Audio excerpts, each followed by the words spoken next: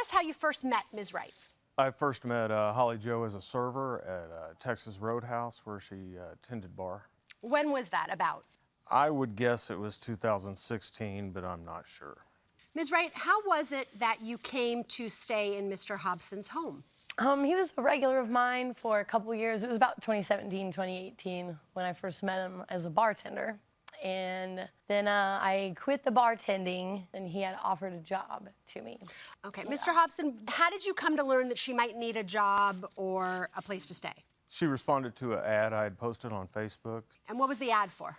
Kennel technician. You own a kennel service, or? Yeah, I own a couple dog hotels. She let me know that she really wanted a job. She wanted to get out of the lifestyle of being a server. Both of her kids were getting to school age, and she couldn't work late nights and wanted to stay away from the alcohol and that type of deal. So. All right, so she reached out about a job posting. How did the issue of her living in your home come up? She lived in a pretty toxic environment with, I think, 5 or 6 adults. I had a rental house that I rented half of, and I did have a space in the basement of the home that she lived in. You two did not have a lease, correct? No, ma'am. No Okay. lease. What was the agreement from your perspective about rent? $600 a month in rent, and then we would split the utilities. So, Mr. Hobson, you claim that things went sour over a snake. Tell me about that. Things had progressively gone bad. Okay, so how did things start to deteriorate? Holly Jo had many boyfriends. I would consider her an excellent staff. She was great with the customers. She was great with the dogs, but you just couldn't count on her. Let me stop you there. You two both submitted text messages, but you in particular, Mr. Hobson, submitted a lot of text messages to us. She was a total flake before you hired her, true? I might not use that word, but I mean, yeah, she has issues, yeah. She would continuously tell you at the last minute, oh, can't be there on time. Oh, my car broke down. Oh, can't make dinner tonight. Is that a fair characterization? I'm not gonna lie, my car never broke down. It was just the way that the messages that he was sending and the way that he was wording things kind of made me feel weird. So if you were already feeling uncomfortable, why not only accept a job from him, but move into his home? I know. Desperate times. I was a single mom. Like he said, I was in a pretty toxic situation. So I needed something new and a fresh start. So I just kind of overlooked it. So, Mr. Hobson, things started to go south because she was unreliable.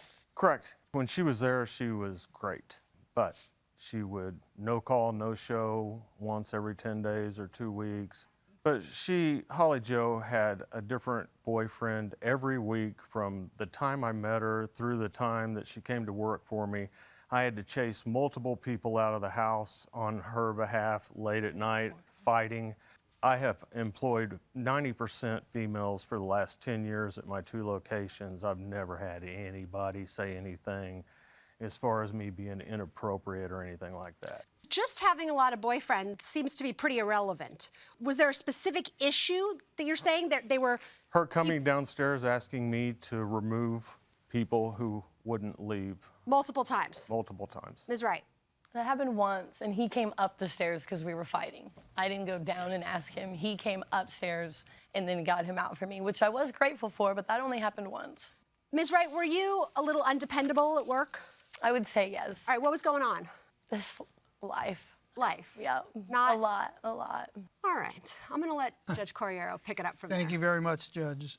You claim essentially that the defendant owes you 4 months' rent. Am I correct? Yes, sir. And you claim you were paid up when you left. Yes, sir. All of this came to a head when a boyfriend of yours bought you a snake. Yes, sir. Was that a python? It was a baby ball python. You're saying this was a manageable snake? Absolutely. You've had snakes before? Yeah, yes. And how do you take care of them? How do you feed them? I mean, why are they a nuisance? It depends on the snake. I mean, some of them you do live rats, some you do frozen rats that you thaw out. Okay. I mean, if you handle them a lot. Why was her possession of a snake an issue to you?